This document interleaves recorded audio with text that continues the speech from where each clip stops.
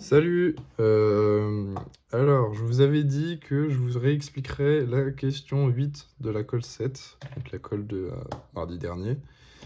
Donc je vais le faire maintenant parce que c'était quand même assez important et parce que, j'avais pas compris sur le moment.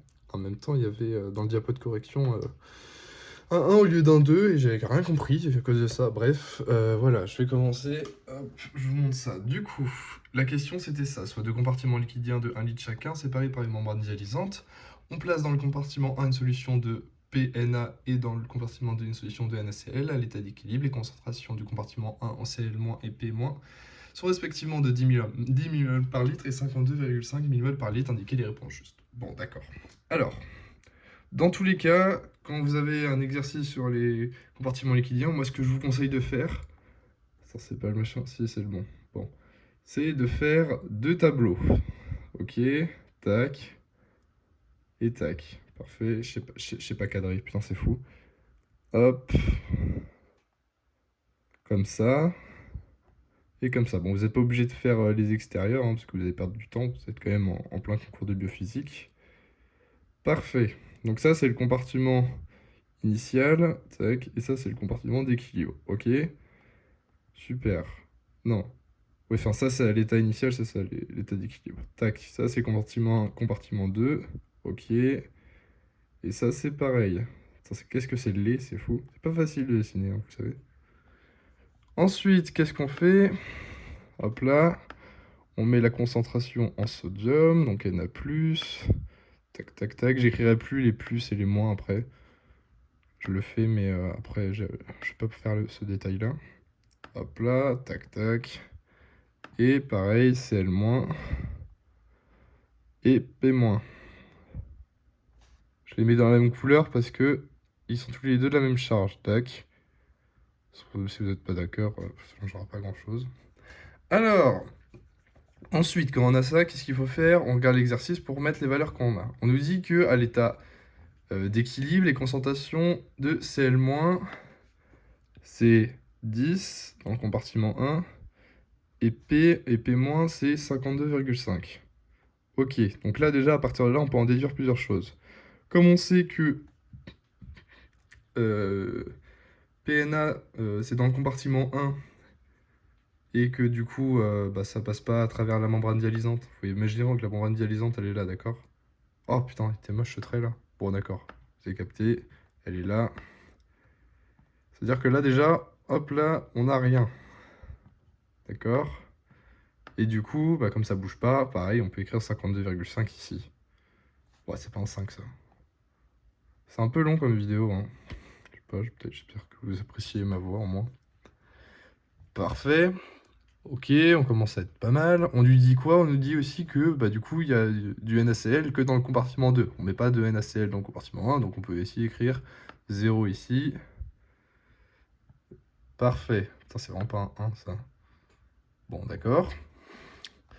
Ensuite, c'est là qu'il faut commencer à réfléchir. On nous dit quoi? On nous dit que on met du PNA, et comme PNA, on peut toujours écrire 52,5 ici aussi en Na. J'ai oublié de l'écrire, voilà. Et c'est là que du coup, il faut commencer à réfléchir.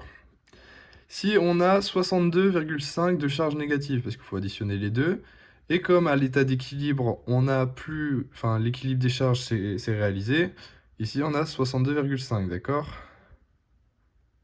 Parfait. Ensuite, deuxième chose, on sait que, comme aussi c'est à l'état d'équilibre, hop hop, et là qu'on n'a pas de protéines, ces deux cases-là, qu'on sait pas encore, hein, parce que ce sera les questions là on l'a demandé dans l'exercice, on sait qu'elles sont égales, d'accord? Parce que équilibre des charges, encore une fois. Hop là, je les entoure. C'est pas très beau, c'est pas grave. Ensuite, prochaine étape, on sait que Na1 fois Cl1 est égal à Na2 fois Cl2. Qu'est-ce que c'est moche. Or, on sait que Na2 et Cl2, ils sont égaux. Donc on peut également écrire que Na1 fois Cl1, putain c'est vraiment pas facile, c'est égal à Na2 hop là, au carré, ou encore que CL2 au carré. Bon, en fait, je vous redis ce qui est écrit dans le diapo, hein, mais je le fais en moins. Je le fais comme ça en moins. Putain, c'est vraiment laid, ça, encore. C'est fou, c'est vraiment pas facile d'écrire, hein. Bon. On peut écrire, du coup écrire que la concentration Na2, bon, c'est pareil pour Cl2, c'est égal, du coup, à la racine de Na1 fois Cl1. Hop là. Bon, on est pas mal, vu qu'on les a tous les deux, là, ces machins-là. Donc, Na1, non, pardon, Na2, c'est égal à la racine de 600, non, 62,5. Oh, putain, ça m'énerve. Fois 10. Ouais, bon, c'est 10.